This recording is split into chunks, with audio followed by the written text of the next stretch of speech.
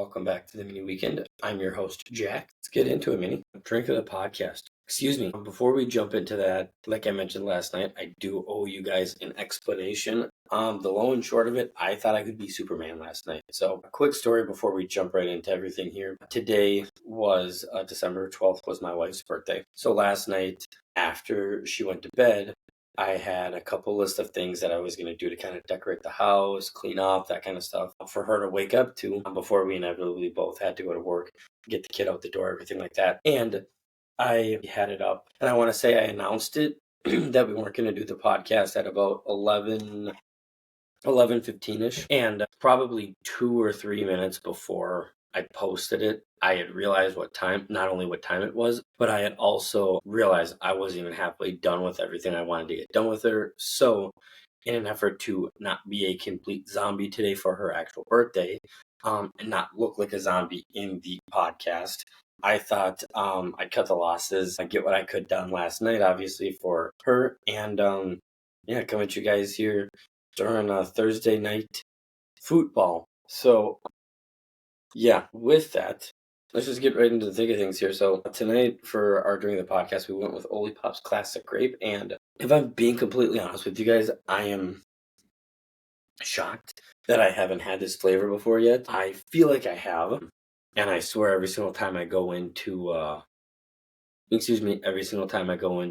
Target, I see it. And at some point, I feel like I have bought it. So I could have tried it, but nowhere in my records have we had this on the podcast. So here we go.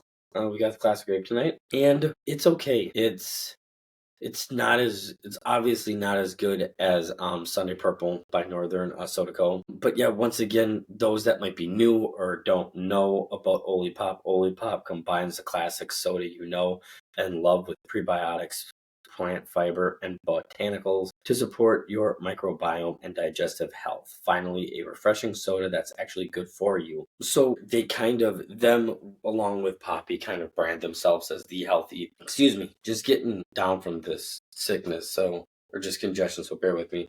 So they kind of brand themselves, like I said, as healthy sodas. And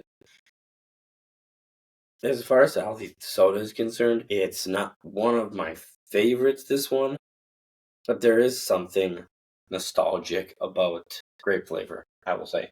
There's something kind of tart in the aftertaste, like as it's kind of going down my throat, that I'm not particularly crazy about. Yeah, that's what it is, something tart. Yeah, I think I'd probably have to give this one, I'll go with 6.2. I know I've had the Poppy's grape, and I would probably have Poppy's grape before I have this one. So yeah, go check them out. Drink Poppy. Drinkolipop.com. Sorry, Olipop. Olipop right now doesn't really have any seasonal flavors out. They have a new Ridge Rush flavor. I tried it once. We'll have it here on the podcast at some point as well. And go try that out. Unlike Poppy, they don't have a seasonal one out right now, but they do have their vintage colas and ginger ales in limited time. Kind of winter cans. So go check those out. Like I said, you can go to drinkolipop.com and find out. You can buy straightly from them, or you can find out where you can find this stuff. So yeah, go drink Poppy, drinkolipop.com, Instagram, Facebook, Twitter. They have a LinkedIn page, Pinterest, and TikTok. So with that, let us get into Tommy Town here for a little bit for you guys here. So this last weekend, the men's hockey team had their final CCHA game of the year of 2024, splitting the series with Michigan Tech Huskies in Houghton, Michigan. And yes, like I said, they needless to say split that series. Once again for the Tommies in game one, they opened up with a Mason Pullman goal just over halfway through the first period. However, just a few minutes later, the Huskies would tie the game back up. And ultimately, a Husky third period power play goal is what would decide the game, as the Tommies would lose the first game 2-1. The worst part about this game one, actually, is the Tommies had 5 power play opportunities that they were unable to cash in on any of them, unfortunately. So I'm sure for Blassie after that game, his stance was, we really got to get this power play going to kind of anchor us to get back into the thick of things here within the CCHA. And Aaron Trotter made 21 saves in the loss. However, in game 2, the Tommies would flip that script, going 2 for 3 on the power play in a 4-1 win. Captain Lucas Wallen would get the scoring start in Game 2, while Liam Malmquist and Matthew Gleason both scored first period power play goals to get a 3-1 lead into the first intermission. And then, despite being outshot 12-1 in the second period, the Tommies also took their 3-1 lead into the third period, where sophomore defenseman Cole Miller would put the nail in the coffin with an empty netter, giving each team a win on the weekend. And then, it's worth noting the men's team will have a little over a 2-week time period off before their final game of the 2024 calendar year on December 9th in St. Cloud against the Huskies of St. Cloud State. And now that, with the conclusion of this last weekend, the Tommies are now halfway through their 34-game regular season. So I thought now would be a good time to take a look at their stat leaders so far through the first half of the season. Forwards Lucas Wallen, Cooper Gay, and Matthew Gleason are all ahead of the rest of the team with 7 goals apiece, while senior Liam Malmquist is leading the team with his 13 assists and 19 points. No one else on the team has over 10 assists, and only Lucas Wallen and Cooper Gay joined Malmquist in the 10-plus point club with 13 points and 11 points, respectively. And actually, fun fact, it's worth noting, this is incredible. Wallen, Gay, and Gleason have the second most goals in the entire CCHA, which is a big deal. There are only 2 players that have 8 goals. So this team, despite only having 4 wins on the season, is having a great statistical year as far as points and goals and everything are going. Well, senior Liam Malmquist is leading. His 13 assists and 19 points are both CCHA bests, which is a huge deal. So a huge congratulations to him on both of those feats. Being able to put up that many points and that many goals just halfway through the season is pretty remarkable. Excuse me. I know those sound really bad on the podcast when I'm doing this, so I'm going to try not doing that too many times here. And then between the pipes, Aaron Trotter currently has 3 of the team's 4 wins, while Jake Seibel holds a slight edge with a .907 save percentage. And then for the women's hockey team, they wrapped up their 2024 part of their schedule being swept by crosstown rival, the Minnesota Golden Gophers, on home ice, who are currently 3rd in the nation. It's not like they got swept by the Little Sisters of the Poor. Game 1 was a tough one as they got shut out 5-0. But honestly, the silver lining in this one is that they only gave up 1 power play goal on 4 attempts that they gave the Gophers. The Tommies would ultimately give up 3 goals in the second period alone, as Danny Strom picked up 28 saves in her 2 periods she saw in the game. However, in Game 2, they did show some signs of life as Riley Bartz would tie the game up at 1 in the first period. However, Minnesota would go on to score 4 straight after Bartz' goal, and Sadie Lindsay would temporarily stop the bleeding with a goal, making it 5-2 early in the third period. And then similarly, the women's team will now get some much-needed time off, as they will have an exhibition game with the St. Cloud Huskies on January 4th, but will resume UCHA play against the Gophers again, this time at Ritter Arena on January 10th and 11th. So also very similarly to the men's team, I thought now would be another good time to check in on the women's stats before their 2025 part kicks in. But they're a little farther ahead. So in their first 20 games, sophomore Maddie Brown is leading the team with her 9 goals and 13 points. Fellow sophomores Kara Segovic and Riley Bartz are right behind Brown with 5 goals apiece. And freshman Chloe Boreen and Ella Berger both lead the team with 7 helpers apiece, while Kara Segovic and Kira Parker have 6 assists apiece. Right now, Brown's team leading 13 points. Right behind her are Chloe Boreen and Kara Segovic with 11 points apiece, and Kira Parker has 10 points in the team's first 20 And then between the pipes, Califranc is leading the team with her 3 wins, 927 save percentage, and 2 goals against 2.0 goals against average. So that's what we have for the hockey teams. And then getting into the basketball teams, kind of a quiet week for the basketball teams. Both the men's and women's teams were only in action one time, and for the men's team, they got a win against Montana to remain perfect. In the Big Sky Summit League Challenge, and are perfect 4-0 in the challenge, which is pretty awesome. They picked up the 88-81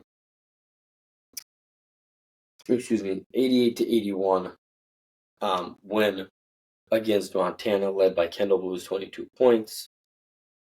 Drake Dobbs dished out 6 assists, and this was honestly a game that was close throughout. I think the Tommies did a really good job of playing good defense. I was able to catch some of this on ESPN Plus, which was fun. It was nice to see them in action. But yeah, it was nice to see them kind of throw the ball around, kind of get everybody involved. Both Kendall Blue and Nolan Minisdale actually finished with 22 points apiece. Miles Barnstable had 17. Drake Dobbs had 14. And they really kind of stuck with those 4 guys. Carter Berkey was the other starter. But other than Carter, they really only had 2 or 3 guys kind of come off the bench. But I really think this game has the potential to kind of turn things around for for the basketball team. I look at some of these other losses that they've taken, and so far it's not like in their losses they've been getting blown out.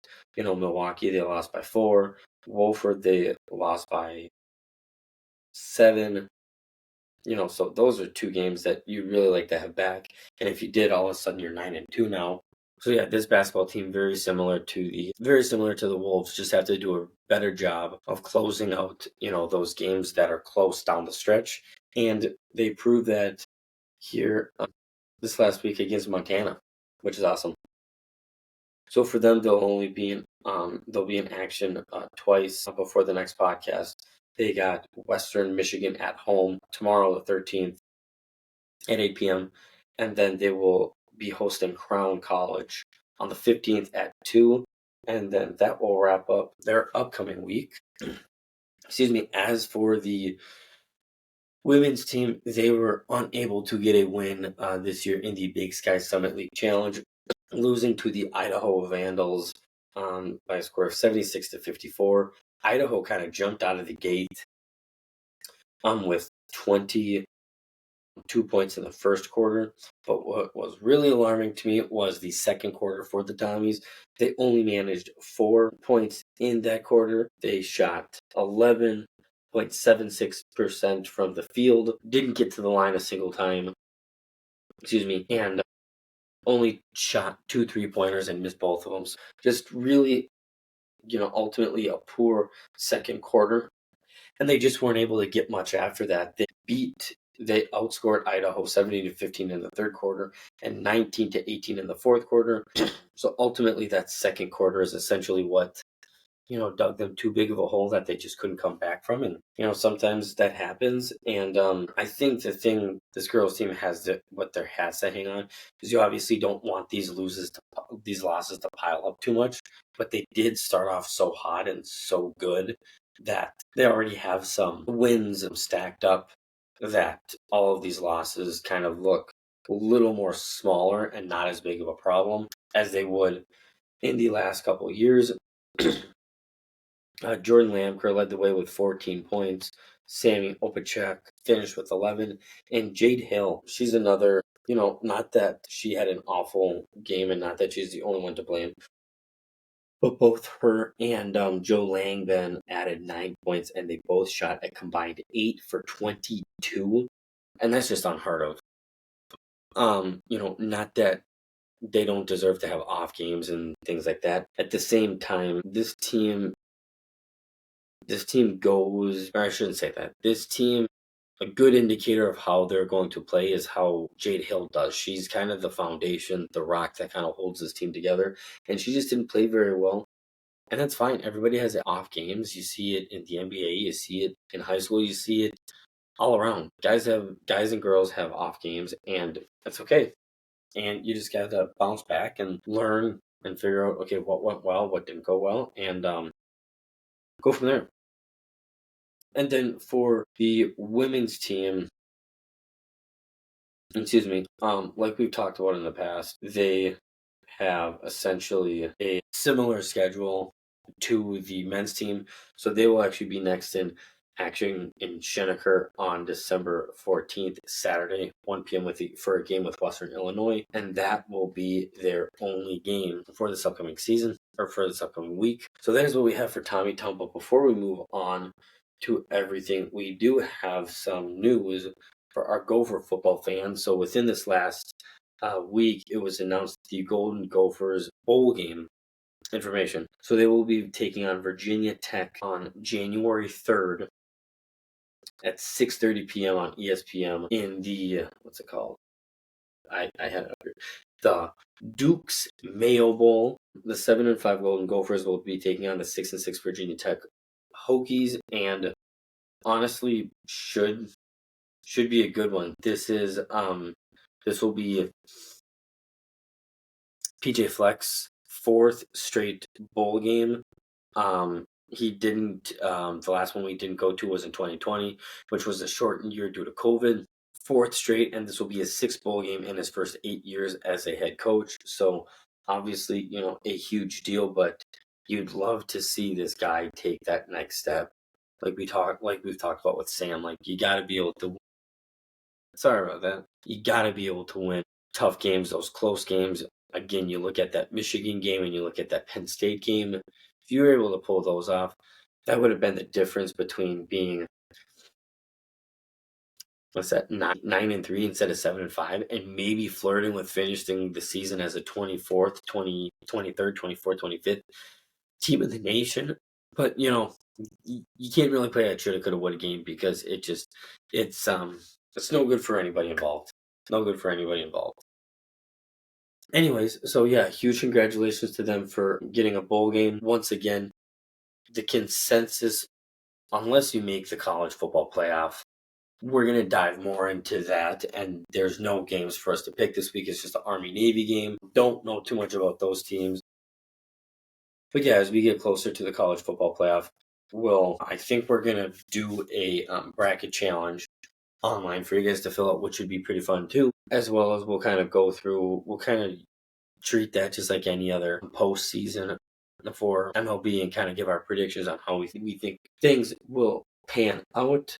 But the one thing I will say is, thank you, committee, for having the balls to keep Alabama out. I think even though it's the first year of the 12-team format, I think there would have been a lot of people up in arms. Even if it was the 12th seed, I think there would have been a lot of people up in arms talking about how in the world do you allow a 3-loss Alabama team in there over some of these other teams. It's a smart move to keep them out, because I think a lot of people will look at this and be excited going forward. I think had they put them in, it could have been a rough first couple of years for them. But hats off to them for being able to do it. ESPN is one of the biggest sponsors for the SEC, so hats off to them for being able to do that, and couldn't be more happy myself. So yeah, that's what we have for our college sports. And then honestly, wanted to give a quick shout out to UNRL. Obviously, this is not the latest strip. I didn't get the latest one. Really wanted to get that whiteout one, but sold out like that. Definitely by the end of the season, by the beginning of next season, at the very latest, we'll be getting some all-white Vikings drip, because that shit looks so clean. But yeah, like I said, I'm wearing a UNRL. It's a crossover crew neck, and the color is rosewood, and I honestly love it.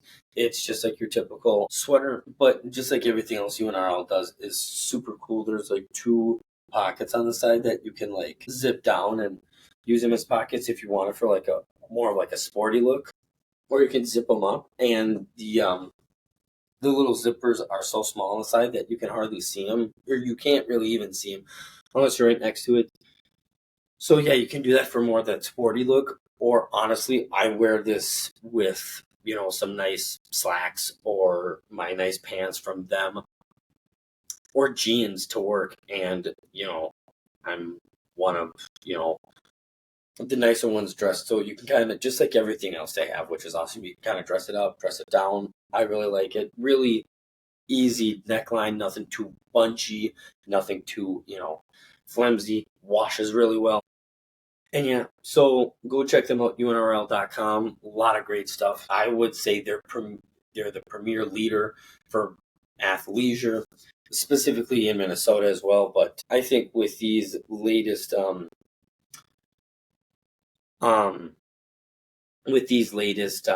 what is it that they're doing? The special releases for these other teams, I think it's going to help them get out there more on a national level, which is amazing. They deserve it. They're awesome. Go check them out, UNRL.com.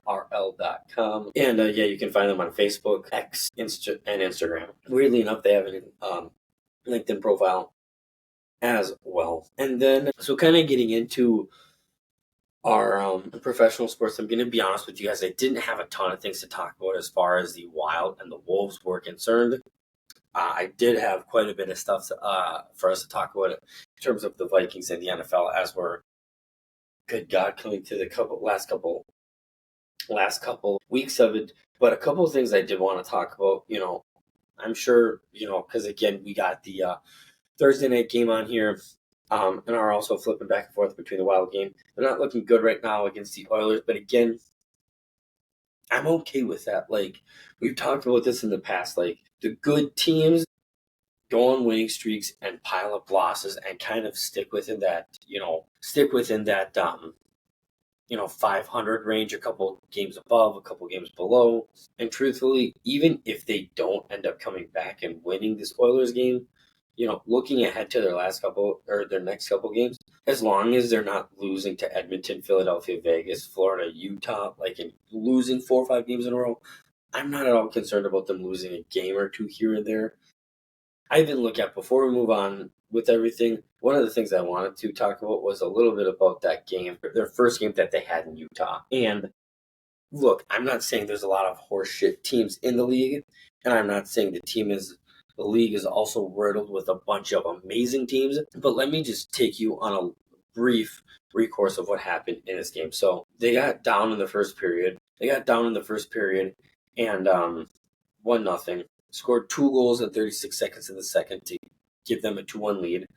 And then we're going back and forth in the third period, and they were just resilient. Like, it seemed like every single time the Utah Hockey Club scored a goal, they didn't get defeated. They were still doing their legs. They were playing just as hard. And we talked about this even last year too. This is a team that is just night and day difference than since they made the decision to move on from Suter and Parisi. Those were the days. And there are other teams out there. It's not a bad thing. But you get defeated when you're down at all throughout the game, or you get defeated when you're down a goal late or 2 goals in the third period. But this team was just resilient. They came back from a 1-0 deficit. They came back from being down 3-2 and 4-3. Tied 3-3 and 4-3 with less than 10 minutes to go. Tied it up and won in the shootout, getting the extra point. So really resilient group, this team that we've got. And again, I've said it before, the biggest thing for this team, stay healthy and get some of these guys back. They're playing really well with a depleted roster. So think of what they could do with Zuccarello, Brodin, and Eriksson Ekbath back fully healthy. So, that's all I'm going to say for the Wild. They're finishing up a home game here against Edmonton. And then this Saturday, the Philadelphia Flyers will be in town for a 1 p.m. game. On Saturday, like I said, on Sunday at 5, the Vegas Golden Knights will be in town. And then the night of the next podcast, the reigning Stanley Cup champs, the Florida Panthers, at 8:30 p.m. will be in town for a game. So, go check them out if you are interested. Once again, for the Wolves, not a whole lot to talk about. I know they currently lost their last game. They had a little bit of time off here. But they're honestly looking at their schedule. They're coming up at a part where they have an opportunity to win. I mean, legitimately, going into Christmas Day against Dallas, they could very well be on a 1, 2, 3, 4, or 5 game winning streak. Like we talked about earlier, taking advantage and closing out those close late game games. Just take care of them. But the one thing I will say about this Minnesota Timberwolves team is there is one concern that I have for them. Excuse me. And as good as their defense has looked in recent games, their defense is actually what I want to talk about really quickly. So right now, I would say our biggest issue is defending without Rudy Gobert on the court. Jack, why do you say that? After looking into it, we still have that elite defense that we had that damn near brought us to the NBA Finals last year. With that said, when Gobert is at the 5 for us, we're holding teams to 107.5 points per 100 possessions with him on the court. It's when he sits we tend to struggle as we're surrendering 113.2 points per 100 possessions. And truthfully, looking at the numbers too, that is the difference between being the number one defense in the league in efficiency and an average defense. Even though that's a matter of what? Like 6.5 points? Like, that's a big deal in the NBA. They got the guys. Jaden McDaniels is a great defender. Naz Reid is a great defender. Julius Randle is a pretty good defender. Nickeil Alexander-Walker is a good defender. McConnell is a good defender. Like, we have good quality guys out there. We just need to be able to find ways to make it difficult for these guys and make it difficult for them to be able to finish in the paint. Clearly, we did a good job of it 3 games in a row against Golden State, LA Clippers, 2 games against LA Clippers and everything like that. But got to get back to those ways and got to be able to get it done when Naz Reid is sitting on the bench too. So, with that, ladies and gentlemen, it is time to talk Vikings, and holy shit, was that a fun game to be at last Sunday against Kirk O'Chains and his stupid Atlanta Falcons. But before we get too much into that, Vikings have a chance to clinch a playoff spot this week, and it can happen potentially in a couple different ways. So it's actually kind of interesting. I know last week we looked at kind of the playoff comparison, but I want to take a quick look at the playoff comparison, or the playoff, how it looks so far. And honestly, coming into week 15, the AFC is kind of taking more of a shape than the NFC is. Because in the AFC, like we talked about last week, the Chiefs and the Bills are the only 2 teams that have claimed a spot in the playoffs. And there are 1, 2, 3, 4, 5, 6 teams mathematically eliminated in the AFC from the playoffs. Jack, what exactly does that mean? Great question. That means there are 1, 2, 3, 4, 5 playoff spots left, and 6, 7, 8 teams vying for those spots. Obviously, the Bengals are probably a loss this week away from being mathematically eliminated because they're at 5-8, but they have a favorable Tennessee Titans game, I believe, so they still should be around. However, with the NFC, it is a lot more open, very similar to the AFC. Only the Lions and the Eagles have clinched spots, but so far, with how bad the NFC South is, and with how bad some of these other teams are with injuries and things like that, what have you, the New York Giants are the only team that's mathematically eliminated from the playoffs going into week 15. That can change. I believe the Saints, Cowboys, Bears, and Panthers, those 4 teams, can all be mathematically eliminated this week potentially. But even better, for those that don't know, there is a very realistic way how the Vikings can clinch their playoff spot before they even step on the field for Monday Night Football. Jack, how is that? Great question. Right now, the Rams and the 49ers are deadlocked at 6 apiece, just a couple minutes into the third quarters here. If this depleted Rams team can beat this depleted 49ers team can beat the Rams tonight, Vikings are in. Plain and simple. Should the Rams win this game, but the Seahawks lose to the Packers on Sunday Night Football, the Vikings are in. Now, if both the Rams and the Seahawks both win,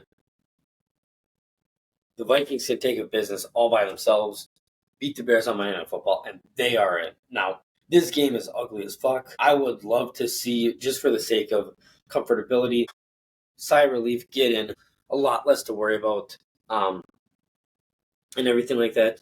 It'd be preferred, even if these two teams win, the Vikings, mark my words, will beat the Chicago Bears on Monday Night Football. And we'll get to that in just a minute. But before we do, I wanted to talk about something really quick, or two things before we get on to that too. I know this is a Minnesota sport podcast, but I also know there are probably people from other that have favorite teams that are out that might also listen to this too.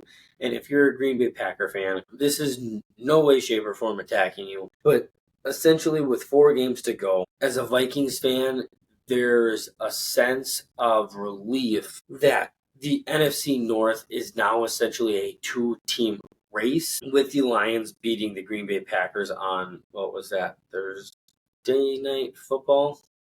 And this is why I say that. I don't think the Green Bay Packers are mathematically eliminated from being the NFC champs, but let's just take a look at this. With that loss, the Green Bay Packers are 3 games back from the Lions, and the Lions have now swept the Green Bay Packers. So the only way for the Green Bay Packers to beat out the Lions for the NFC North championship is for them to have an outright better record than them.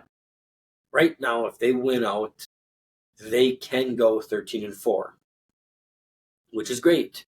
But that means they would need the Lions to lose out and go 12-5, which, looking at their schedule, it's really kind of weird looking at the remaining schedule for the Lions, Vikings, and Green Bay. And truthfully, it looks interesting because honestly, I look at, let's just keep it simple. The Lions host Buffalo this week. They go to Chicago in week 16. They go to San Francisco in week 17, and then they host us. Vikings, we host Chicago. We go to Seattle next week. We host Green Bay in week 17, and then we host week 18, or we go to Detroit. Green Bay goes to Seattle this week, hosts New Orleans, and then they go to Minnesota in week 17, and then they host the Bears closing out. And honest to God, like, these are all very similar end of the season schedules. Like, there is one game on all 3 of these schedules: the Chicago game for the Lions, the Chicago games for us, and the New Orleans game for the Green Bay Packers, that should be easy wins. It doesn't matter, like, easy win, like getting the win. And then after that, it gets a little bit tricky. Like, Buffalo is going to be a very hard game. This is no disrespect. Buffalo is going to be a very hard game for the Lions to win. And then I also look at that San Francisco game. And that could make for a very interesting week 18 matchup, because should the Lions lose to Buffalo, beat Chicago, and then lose to the San Francisco 49ers, they would be coming into week 18 with a 13-3 record. Now, that would just make things look very interesting, to say the least, but I think I speak for a lot of people when I say a 2-team race for the NFC North is a lot less stressful than a 3-team race for the NFC North. But again, all we can do as Vikings fans is Vikings got to take care of business, win the games, and we can't really rely on teams to lose games for us. So it should be a fun last couple weeks. I still cannot believe we're about to get into week fucking 15. It feels like just last week, maybe 2 weeks ago, I was talking with my cousins and my friends saying I can't wait for the NFL season to kick off. But here we are. And truthfully, I could very well see, like, that Detroit game, I would love to see us win.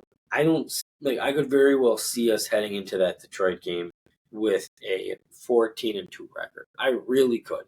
Now, is it going to happen? Maybe, maybe not. But with how we have been playing, we are capable of going 14-2 into Detroit. So with that, the last thing I wanted to talk about before we get into this week's games and then our NFL bets and plays for the week, Sam Darnold. So I didn't really get I didn't get any questions this week from you guys, which is totally fine. But in my scrolling and going around social media, everything like that, I have heard a lot of talk about what the Vikings should do about Sam Darnold. And I just want to set the record straight. It is 100. Anybody talking about what we should do is 100% speculation. And if they're saying anything that they're hearing, it's just rumors. I have from a credible source that I follow. The Vikings have not reached out to Sam Darnold about a long-term contract extension. Neither, and likewise, Sam Darnold has not reached out to the Vikings long-term. So I thought I would chime in and give my 2 cents. What I'm about to say also, I know we've talked about this a couple times, or brought it up maybe, but what I'm about to say, part of why I'm going to say it is I believe, again, I trust Kwesi and I trust KOC. They've come into this organization and they've made some non-Minnesota nice moves that show me and prove to me that they're not afraid to take a risk and they believe in this team and they're doing what they believe is right. So with that, again, I'm saying this with the knowledge that we brought in Daniel Jones and it wasn't just let's just have a loaded quarterback room. No, that's so my take on the whole situation. I think I don't know if they already have it. They might in the back of their mind, but they're not maybe talking about it. But if you're Kwesi and if you're KOC, you have to have a number in your mind, whether you have it in mind right now, whether you have it in mind after week 18 going into the playoffs, whether you have it after the playoffs, whether you have it after the Super Bowl. Okay. No, I'm going to backtrack that. Before the playoffs start, you need to have a number in mind. And that number needs to be, this is how much we're willing to give you. And this is how much, and at this point we're saying, no thanks, go test your free agent. Go test your market.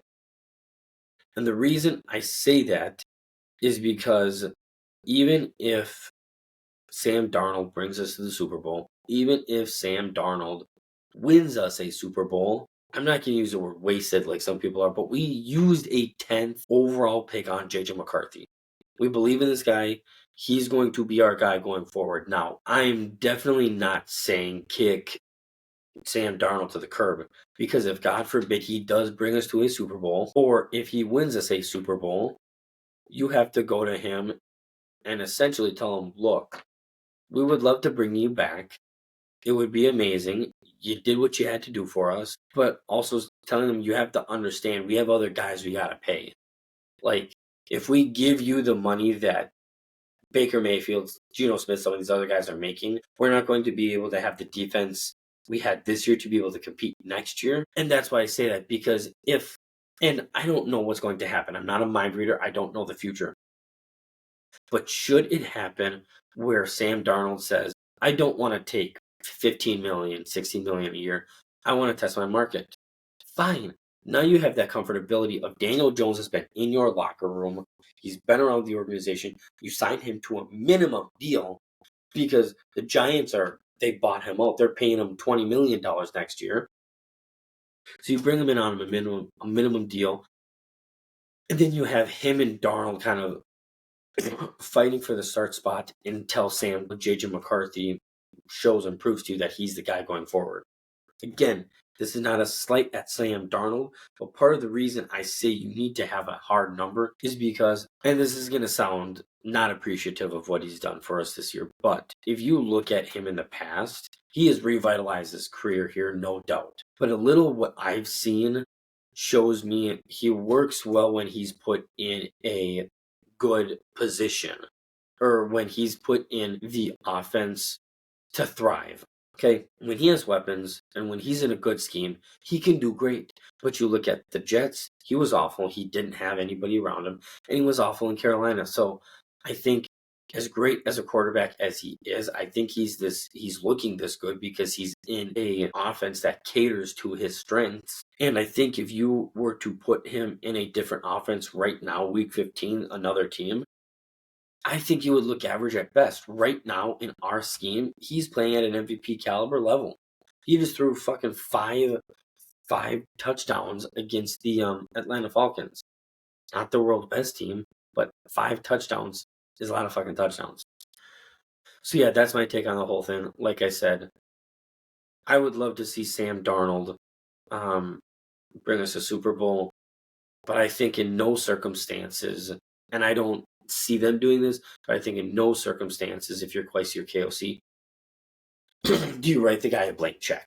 No circumstances. Is that it? And I also don't think we should even look at trading JJ McCarthy. I think that's stupid. Why spend the pick and get up a pick and everything and go through everything like that just to trade him? So don't trade JJ McCarthy. Vikings need to have their number in mind, which I think should definitely be more than 10, but I think it should be somewhere between 12 and, I don't know, maybe 20. But if I'm being realistic, I would say probably, 18, maybe 19.5. And hey, you don't know. So it's gonna be an interesting couple of weeks heading into the playoffs, and then a very interesting playoffs as well. So with that, we are looking forward to the Vikings Monday Night Football game against the Chicago Bears. And truthfully, I'm not going to lie to you guys, I am excited for that game, and I am excited to not have them be playing on a Sunday. You got a full day with the kiddo on Saturday, so it'll be nice to kind of relax and not have to submerge myself in any specific game and kind of do what I want and watch what I want on Sunday, getting ready for Monday night. So that'll be really fun. Yeah, anyways, the Vikings are currently 7-point favorites against the Chicago Bears Monday Night Football, and I'm just going to start off by being honest with you guys. I'm going to hammer that spread. This is kind of a stereotypical game for the Vikings, as we're playing arguably our best football right now, going into our 3rd straight home game. And then on the other side of the ball, you have the Bears that are probably playing some of their worst football on a 7-game road trip, or on a 7-game losing streak, and are currently going to be playing their 2nd straight road game after getting blasted by the 49ers last week. And they just flat out didn't play well against them. Like I said, we're rolling. Not only are we rolling, but Sam Darnold has been playing at a high level, which I think is going to continue here. I think we're going to throw a ton of looks at Caleb Williams. I think that first game isn't going to be much of an indication. Seems to me he's playing even worse now these last couple of weeks since when we played him last, which I think is going to lead to turnovers. But there's one other thing I want to talk about before I say what I think the score is going to be. It's always been tough for me to predict the score for the Bears, Lions, and Packer games, because for whatever reason, the NFC North is very much like the AFC North, where it doesn't matter if the Bears are the best team in the league and the Packers are the worst team in the league. In an NFC North game, both teams, more than likely, it's going to be a pretty close game. So my heart's telling me it's probably going to be relatively close. I would say, a close game, 10-point NFC North battle is still going to be a close but big game. But I'm going with my gut here. I think we ultimately beat them 33-17. Going into big number 2 on the week for my lock, I actually really like the Cardinals as 5.5-point favorites over the New England Patriots. Yes, I know the Pats are coming off a bye to play a team that has lost 3 straight. And Kyler Murray hasn't played well these past 3 years. But I think that's going to change here. I think it's going to help that it's a home game for them. I got this game as an Arizona get back on track game that'll keep them in the playoff chase. And with it being at home, I think that's going to help James Conner and Marvin Harrison Jr. kind of get back on track. So I got the Cardinals winning this game 27-20. And then upset of the week, I really like the Buffalo Bills. This isn't me. This is me as a football fan telling you guys the picks I believe in this week. Really like the Buffalo Bills as 2-point underdogs to the home Detroit Lions. Very similar to this last game. I very much know that this is a home game for the Detroit Lions, but if there's two things that has me second guessing the Lions right now, is their defensive depletion. They currently have, last I checked, it was 14 or 15 defensive players on the IR.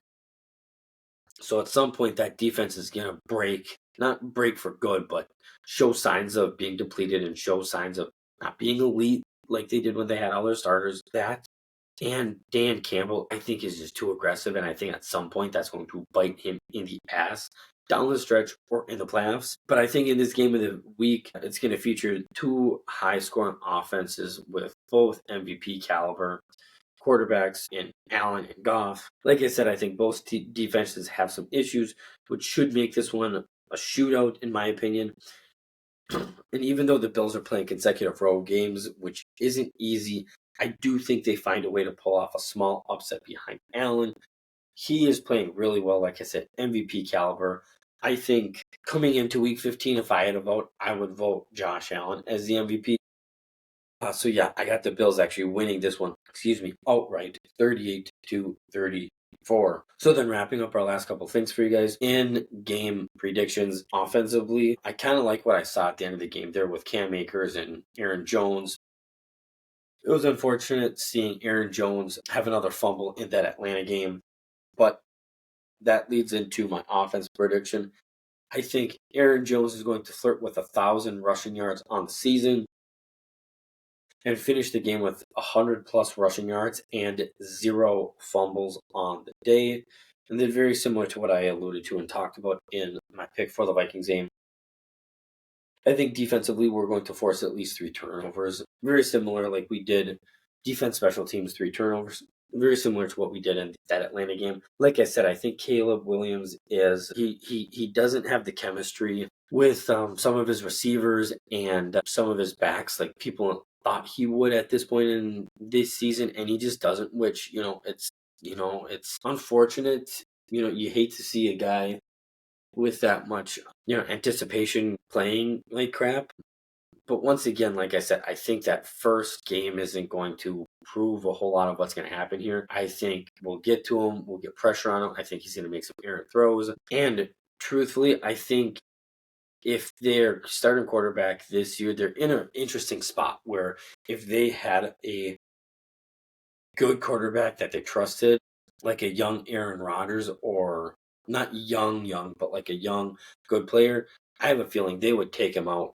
They're not mathematically eliminated, but take him out. But since you have a rookie quarterback, you kind of want to try and get his confidence rolling late into the season to kind of get things going for next season. So yeah, it'll be a good game. I think it'll be another good opportunity for the Vikings to be on a national level and show everybody what we're able to do. This is a good football team. You don't just become 11-2 on fucking accident.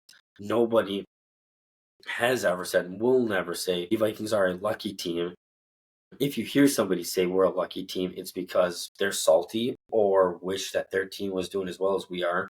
Like, yeah, that's just how it goes. So, yeah, and then before we go here, I gotta say I am not doing well with my pick'ems. I am not doing well. I'm like right in the middle of things there, and yeah, it is. It's going to be an interesting last couple weeks here. We got the updated standings right down here. We got Jay Husey 77 picks 1 in first place. First place, Dagan. They just popped up with his week 15 game. Dagan in second place. Sole possession of second place. Andre the Giants pick 1 in third place. Sam Puppies picks 1 in fourth. And Jander Nuts picks 1 in fifth place. So congratulations to those 5. Not congratulations, you guys haven't won anything yet.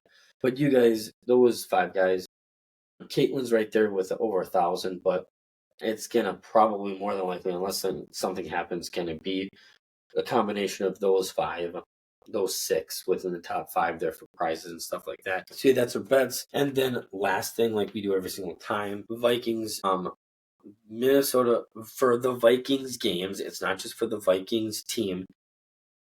First touchdown challenge, week 15. We got $70 rolling in from the last 2 weeks coming into this game. So once again, I will put it right down here. Venmo me $5 and in the subject line where you would usually put pizza, concert tickets, whatever. Tell me who you think's going to score coming into this Bears game. You could say, hey, I think Roshan Johnson for them or DeAndre Swift is going to rush for a touchdown. You could say, I think DJ Moore or Justin Jefferson's going to get a receiving touchdown. Put that in there, $5. And then if that pick hits, I'll put some good examples we've had around me here. But if you get it right, you win the pot. It's going to be $70 plus whatever we get this week from you guys.